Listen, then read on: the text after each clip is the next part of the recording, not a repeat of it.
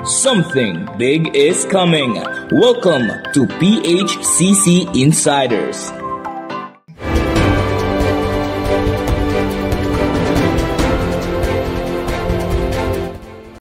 Welcome back to PHCC Insiders. We have here right now one of our facilitators of our Youth Camp 2025 this coming April. So, pwede ba na nga ikaw na lang magpakilala sa inyong kaugalingon sa atong mga taglalantaw?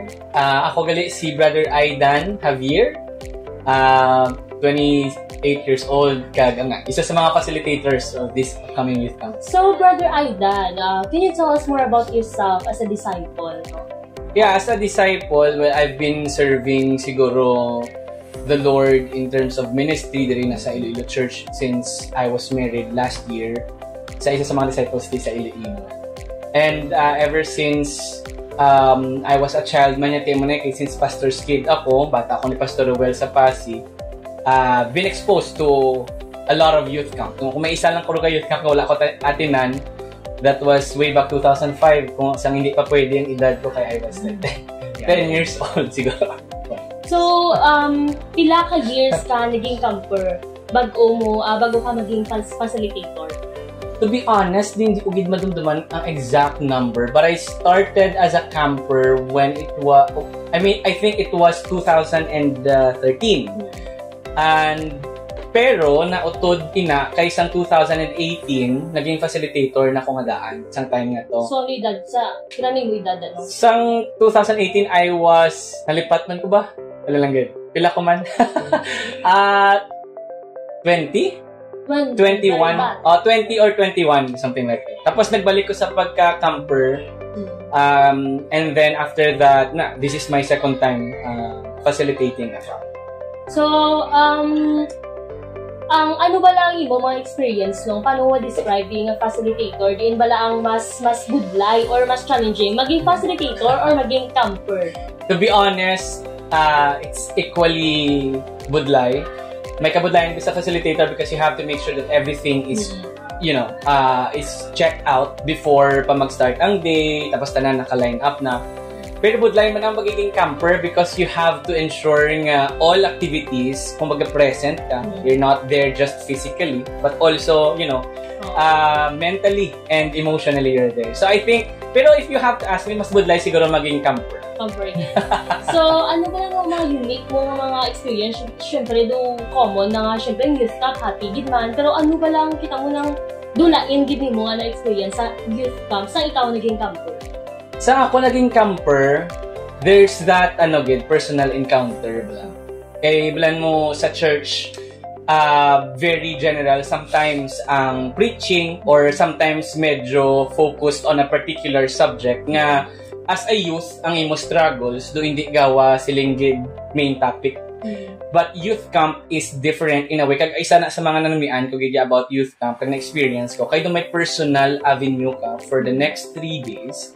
Nga like it's you and God. It's you being a youth and then God as He is. Kag naga-communicate ka mo back and forth. Kag mas makilala mo ang imong potential because of that activity. Alright, so now mag-proceed kita sa mga questions para sa Manong Aidan nga facilitator. Okay, sige.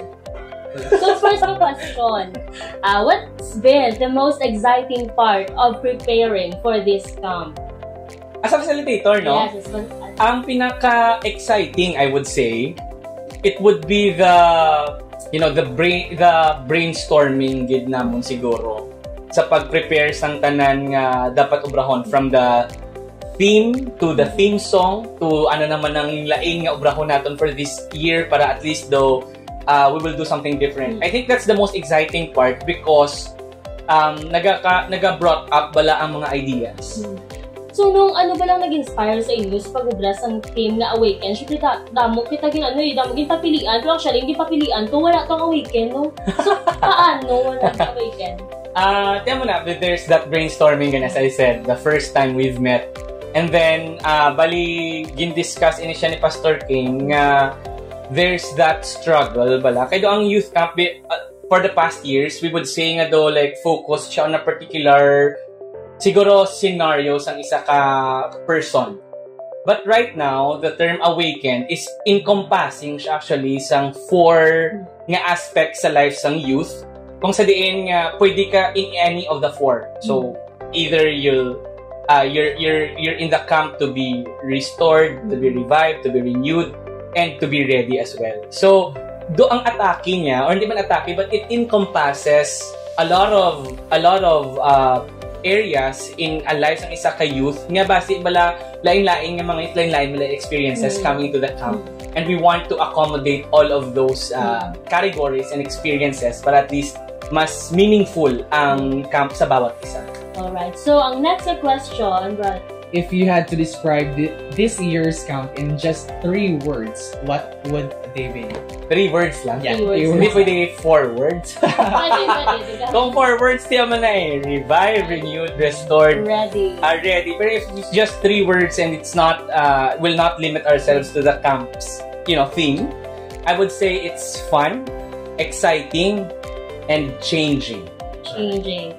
So, actually, mo man pag-describe ko sa youth camp kung personally. Yeah. So, ang next question is, without spoiling too much, what's one challenge that will really test the campers?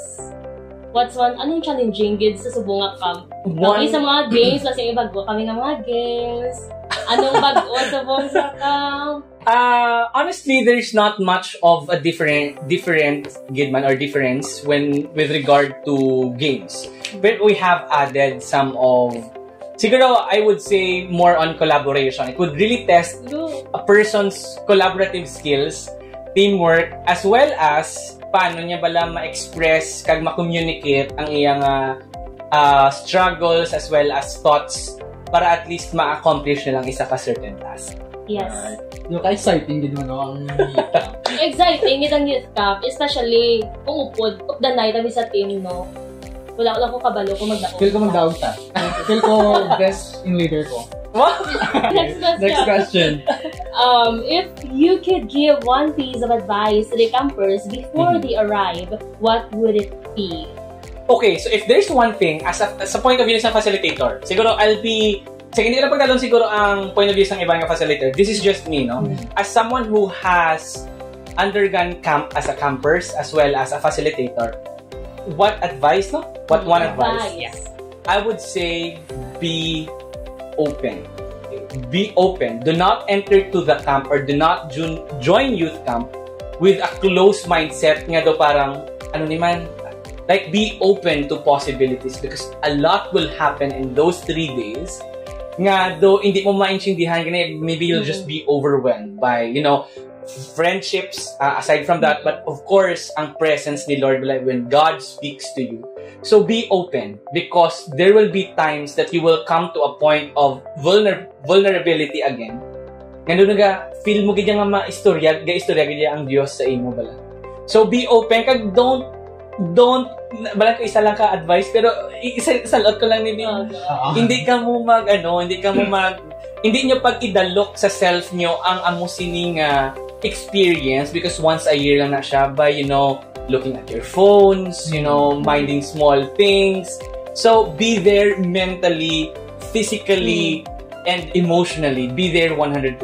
Right. Kasi actually partners, sa youth camp, dira ako gid na experience ang 3 days nga wala internet, wala gid sa social media. So, kanami sa feeling kay palayo ka na yung social media and then buston mo na yung spiritual. Right. Dapat maging open kagidya kay kumbaga kung ma-out of place ka lang, kung kumbaga maburingan ka lang. Hindi kaya mag-open, dapat mag-attend ka man sa mga activities, no, di ba? Yes, kanugon sang luwas sa kwarta, luwas sa registration, sang 3 days. Yung pila ka ng registration? 1,000. Tapos mga cellphone ka lang.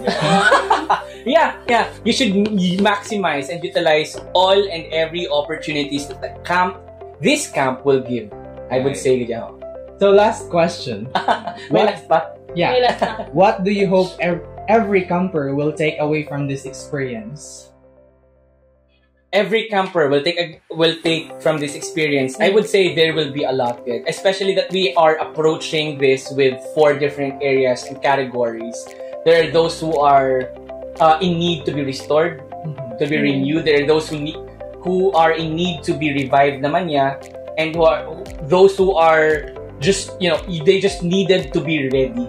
So I just hope that in any capacity, in any way nga makakuha sila sang lesson in order to equip them to be more ready as a disciple, and even just a human being, a youth of Christ. Though dapat may makuha gid sila nga lesson nga pagkahalin nila sa camp, hindi na sila gaya ng dati, bagkos sila yung mga binago na at handang maglingkod sa Panginoon.